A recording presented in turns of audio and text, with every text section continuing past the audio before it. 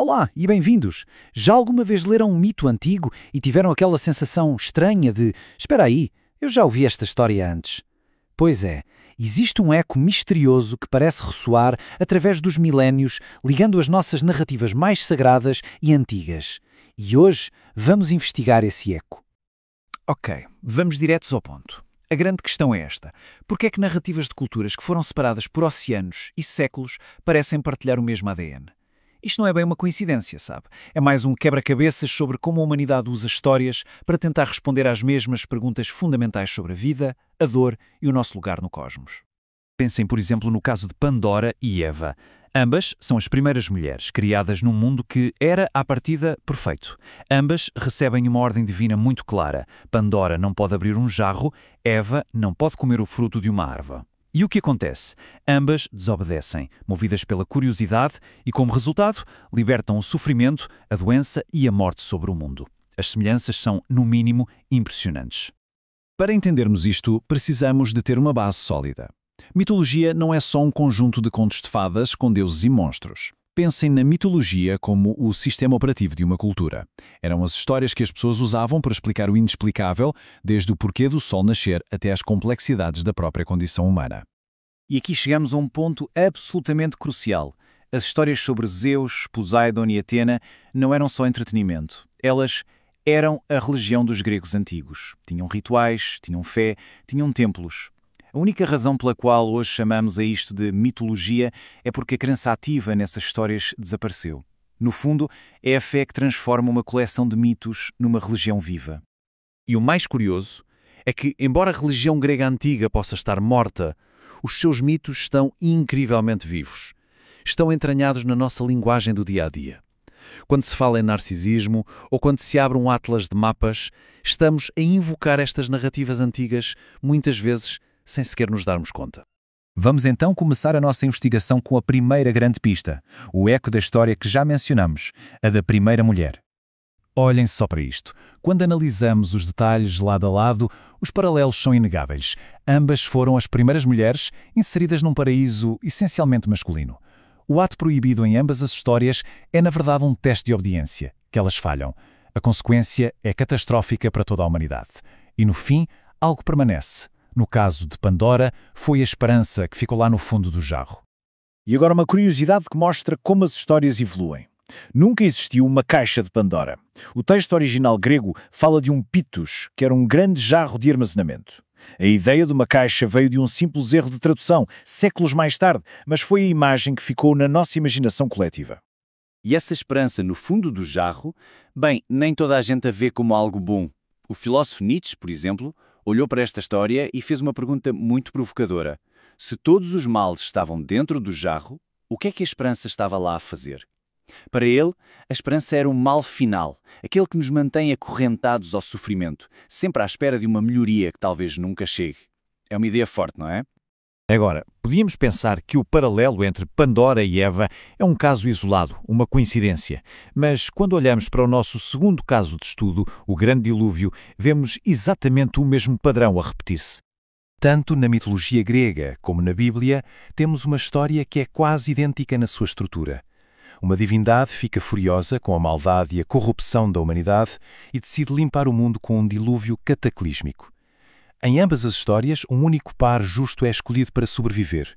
Deucalião e Pirra na versão grega, Noé e a sua família na Bíblia. E a sua missão é repovoar a terra. Dos mitos de criação e destruição, passamos agora para o quebra-cabeças final, o texto talvez mais complexo e controverso de todos, o Apocalipse. Se as outras histórias tinham ecos, esta contém um coro inteiro de possíveis significados. E é aqui que a ideia de múltiplas leituras se torna absolutamente central. É muito importante entender uma coisa. O Apocalipse não é um roteiro simples do futuro. É uma obra-prima de um género literário específico, a literatura apocalíptica, que usa uma linguagem super densa e simbólica para revelar uma verdade celestial. Foi desde o início projetado para ser lido em múltiplos níveis. Não há uma única chave que o descodifique por completo. Então, como é que se dá sentido a algo tão complexo?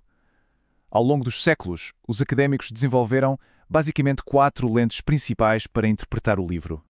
Estas são as 4 principais escolas de pensamento. A visão preterista, que vê o livro como algo que já se cumpriu no passado, lá nos tempos do Império Romano.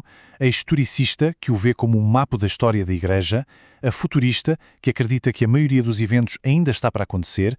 E a visão simbólica, ou idealista, que o vê como uma representação intemporal da luta entre o bem e o mal. Vamos focar-nos um pouco na visão preterista, porque é fascinante. Para eles, a famosa besta do Apocalipse não é uma figura demoníaca do futuro, mas sim o Império Romano e a profecia da ferida mortal que foi curada. Muitos estudiosos ligam isto a um mito muito popular na época, a crença de que o odiado imperador Nero, que se tinha suicidado, na verdade não estava morto e ia voltar para se vingar de Roma. As outras visões, claro, oferecem perspectivas diferentes. A historicista tenta identificar figuras como o Papa ou Napoleão nas profecias. A futurista espera que todos estes eventos dramáticos aconteçam num futuro próximo.